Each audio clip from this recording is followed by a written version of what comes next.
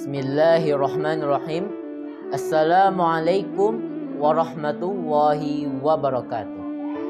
Hai Sobat Diptol, selamat datang di podcast inspiratif, yakni Diptol MTSN 6 Tanah Datar.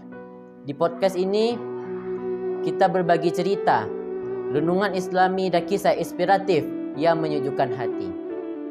Pada kesempatan kali ini kita akan membahas suatu tema yang sangat berdekatan dalam kehidupan kita sehari-hari, yakninya cara menenangkan hati dan pikiran.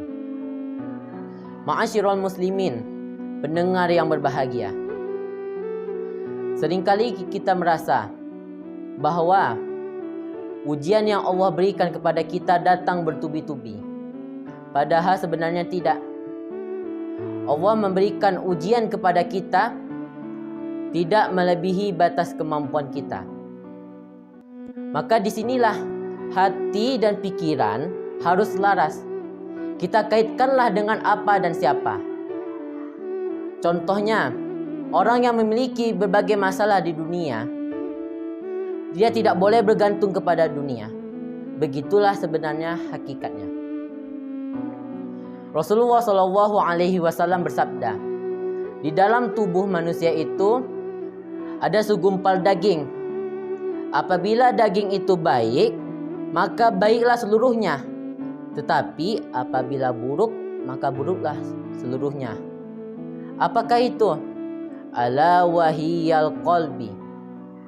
Maka itulah hati. Jangan sampai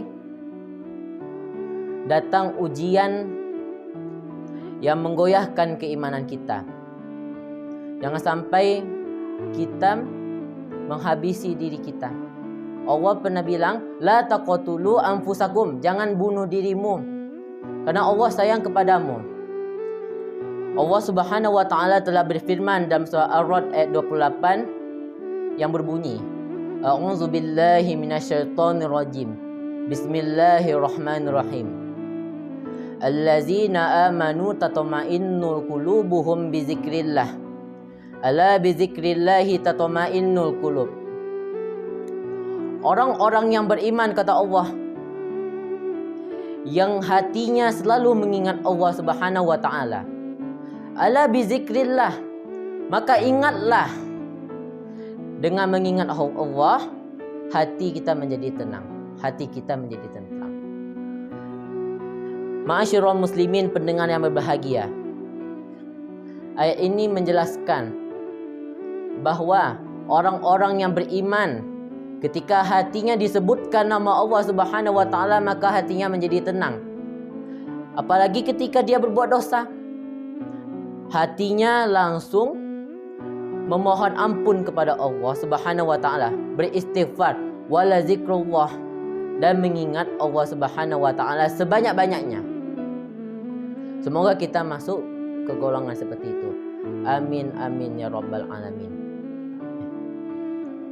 Ma'asyiral muslimin, pendengar yang berbahagia.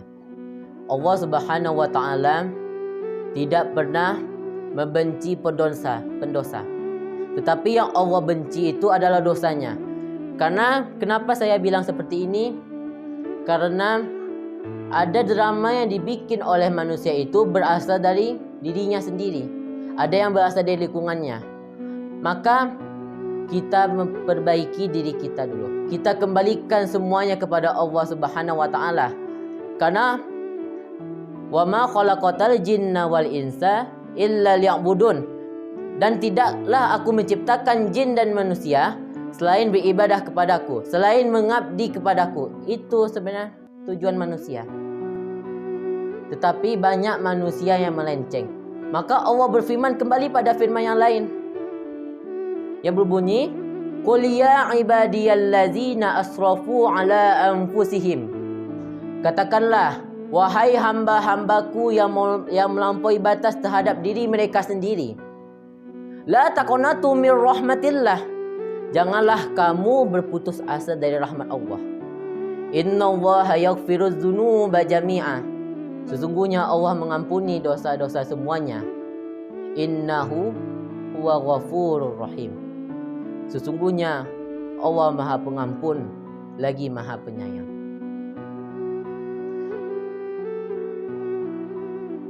Bukti kasih sayang Allah Subhanahu wa taala kepada kita adalah jikalau manusia itu ingin membuat kejahatan, tidak dicatat dulu oleh Allah Subhanahu wa taala dosanya. Tetapi kalau dibuat baru dicatat menjadi dosa. Tetapi jikalau manusia itu ingin membuat suatu kebaikan, baru niatnya saja maka itu sudah dicatat kebaikan oleh Allah Subhanahu wa taala. Maka marilah kita berbondong-bondong untuk kembali kepada Allah Subhanahu wa taala. Dengan mengingat Allah Subhanahu wa taala. Yang berbahayanya jangan sampai hati kita menjadi qalbun marid, hati yang sakit. Karena kita sudah melaksanakan banyak maksiat. Maksiat sudah banyak kita lakukan, hati kita menjadi keras, susah untuk menerima kebenaran. Karena sebaik-baiknya hati yang diinginkan oleh orang-orang yang beriman adalah hati yang salim, hati yang sehat, hati yang mudah menerima kebenaran. Sesungguhnya jika Allah Subhanahu wa taala membuka hati seseorang, maka dibukakan selebar-lebarnya. Maka jika ditutup hatinya oleh Allah Subhanahu wa taala, jika Allah sudah berkata tutup hatinya, tak bisa dibuka lagi, maka sudah tertutup hatinya. Jangan sampai kita seperti itu. Na'udzubillahi min dzalik. Ma'asyiral muslimin, selain dari mengingat Allah Subhanahu wa taala, kita harus memperbaiki sikap keikhlasan kita terhadap orang-orang yang menyakiti kita. Memaafkan yang bikin kita sakit, melepaskan yang bikin kita sakit. Karena Allah berfirman, "Fa inna ma'al usri yusra, inna ma'al usri yusra." Maka sesungguhnya bersama kesulitan itu ada kemudahan. Sesungguhnya bersama kesulitan itu ada kemudahan. 2 kali disebutkan kesulitan ada kemudahan, kesulitan ada kemudahan. Apakah kita tidak senang? Nabi Muhammad saja jikalau hambanya tidak masuk surga, dicarinya kita di neraka. Begitu kasih sayangnya Allah kepada kita, begitu kasih sayangnya Nabi Muhammad kepada kita. Kita memperbaiki diri kita. Kita sebagai manusia adalah sebagai insan. Insan artinya yang lupa. Yang lupa bahwa kita ada kesalahan. Maka kita kembalilah dengan cara bertaubat. Kembali ke jalan Allah Subhanahu wa taala. Demikianlah kutub singkat yang dapat saya sampaikan. Jikalau ada kesalahan, mohon dimaafkan.